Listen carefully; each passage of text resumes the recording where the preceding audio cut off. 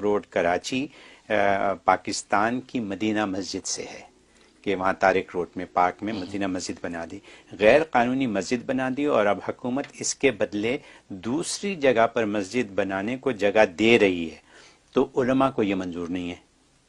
تو حضرت یہ فرمائیے کیا اسلام کسی بھی جگہ قبضہ کے ساتھ مسجد بنانے کی اجازت دیتا ہے؟ اچھا، یہ وہاں کے لوگ ہیں کراچی کے، ان کی آج کل بڑا سینسٹیو مسئلہ چل رہا ہے، جی جی لگتا ہے اس پر اس نے یہ سوال کیا۔ جی تو پہلی بات یہ کہ اسلام کو آپ کہہ رہے ہیں کہ عدل کی بات کر رہے ہیں، اسلام تو فضل سے کام چلا رہا ہے، آپ تو اس سے عدل مانگ رہے ہیں، اسلام تو فضل سے کام چلا رہا ہے۔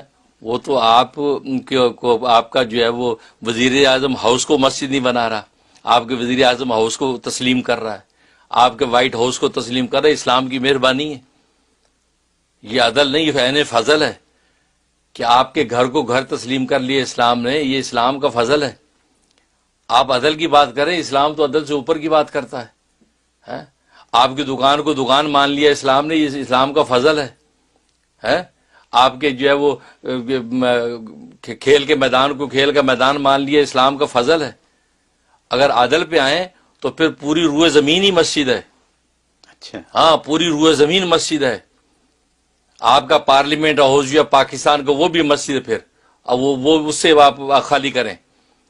آپ کا امریکہ کا وائٹ ہاؤس بھی پھر مسجد ہے، کیونکہ آپ کو پتہ نہیں کہ آپ کس پیغمبر کی امت ہیں اور کس پیغمبر نے کیا کہا اس بارے میں۔ صحیح بخاری کی حدیث ہے، خود نبی کریم صلی اللہ علیہ وسلم کا ارشاد ہے، اوتیت خمسا، مجھے 5 خصوصیات ایسی دی گئی ہیں کہ وہ فرمایا لم یؤتہن احد من انبیاء قبلی، مجھ سے پہلے نبیوں کو بھی کسی کو وہ خصوصیت نہیں دی گئی، وہ 5 مجھے صرف دی گئی ہیں۔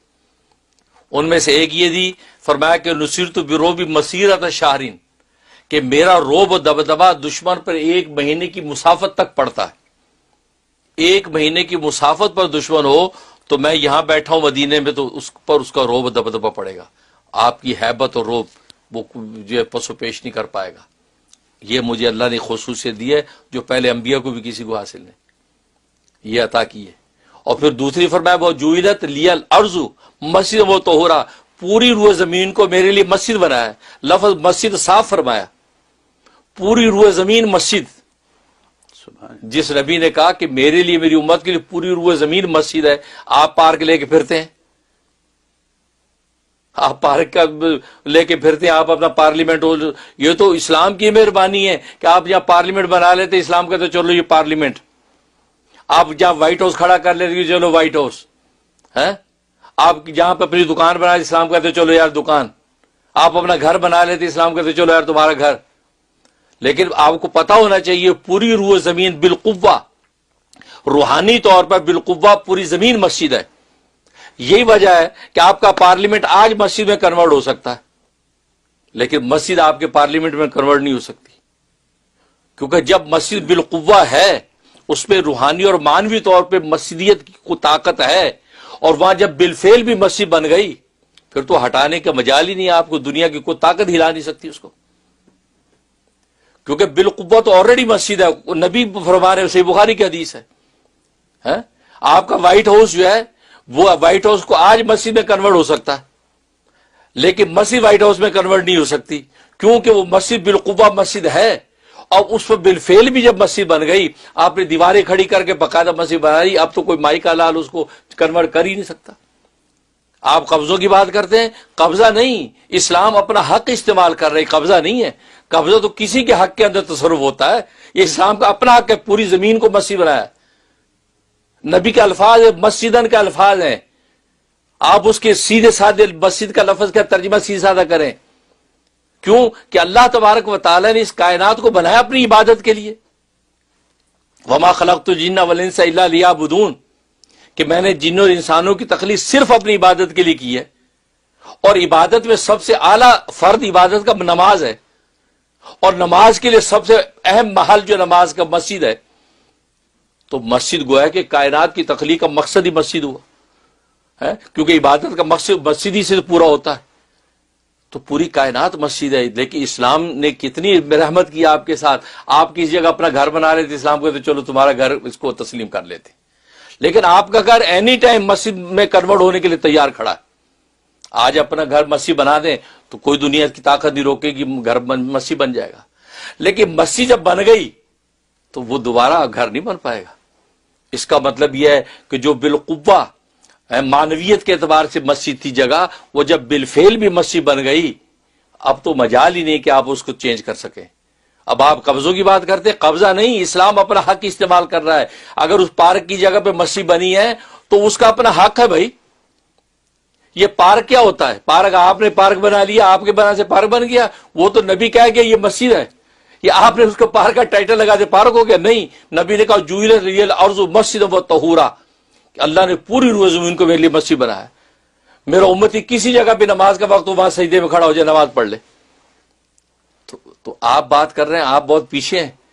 لہذا وہاں میں سن رہا ہوں ساری صورتحال کہ وہاں کی فاضل عدالت سپریم کورٹ نے یہ فیصلے دے. سپریم کورٹ کو چاہیے کہ وہ مسجد کا تصور اور تقدس اس بارے میں پہلے ایجوکیٹ ہو. اس کو ایجوکیٹ ہونا چاہیے فاضل جج کو کہ مسجد کا تصور کیا ہے اور اس کا تقدس کیا ہے. جب اس سے ایجوکیٹ ہوگا تو سمجھ جائے گا ارے پارک کیا ہوتا ہے، یہ تو آلریڈی مسجد ہی ہے.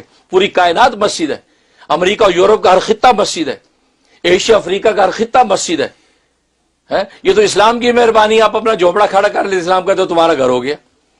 لیکن آپ نے دیکھا کسی وقت بھی وہ مسجد بن سکتا ہے.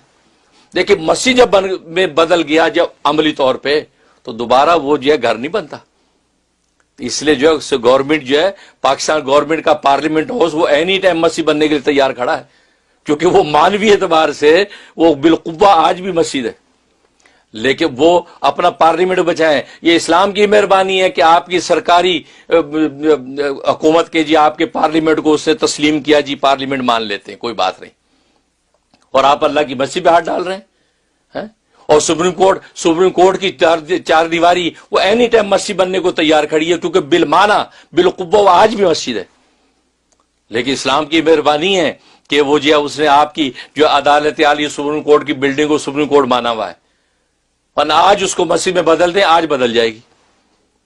لیکن دنیا کی کوئی جھونپڑی جیسی مسجد کو بھی آپ پارلیمنٹ آپ سپریم کورٹ میں بدلنا چاہیں وہ نہیں بدلے گی، کیونکہ مسجد ہو چکی ہے. اور مسجد اللہ کا گھر ہے. میں نے بتایا نا کہ وہ اس کا وقف اللہ کے ساتھ ہو جاتا ہے، اللہ مالک ہو جاتا ہے. اور اللہ ایک چیز کا مالک ہو جائے، اس کی ملکیت میں سے چیز چھین لینا کسی مائی کے لال کی مجال ہے.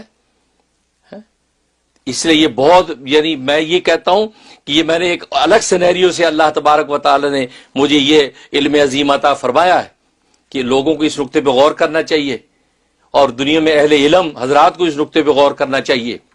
میرے اساتذہ اکابر بھی موجود ہیں، سن رہے ہوں گے، وہ اس نقطے پہ غور کریں. پوری روئے زمین مسجد ہے. لفظ مسجد صاف نبی نے ارشاد فرمایا، اس میں تعویلات کی ضرورت نہیں ہے. وہ بالقوہ ہر جگہ مسجد ہے. ٹھیک ہے نا. لہذا یہ کہنا کہ جی یہ پارک کی قبضہ تھا، یہ ہو گیا، یہ ساری ڈھکوسلے ہیں. اور پھر اس معنی میں بھی اگر لے لیں، اس نقطہ نظر سے بھی غور کریں تو بھی آپ کا فیصلہ غلط ہے، کیونکہ وہ سرکاری زمین ہی نہیں ہے. وہ زمین سرکاری نہیں ہے، وہ تو ایک پرائیویٹ کوآپریٹو ہاؤسز سوسائٹی کی زمین ہے. اور وہ پارک کے لیے انہوں نے مختص کی تھی.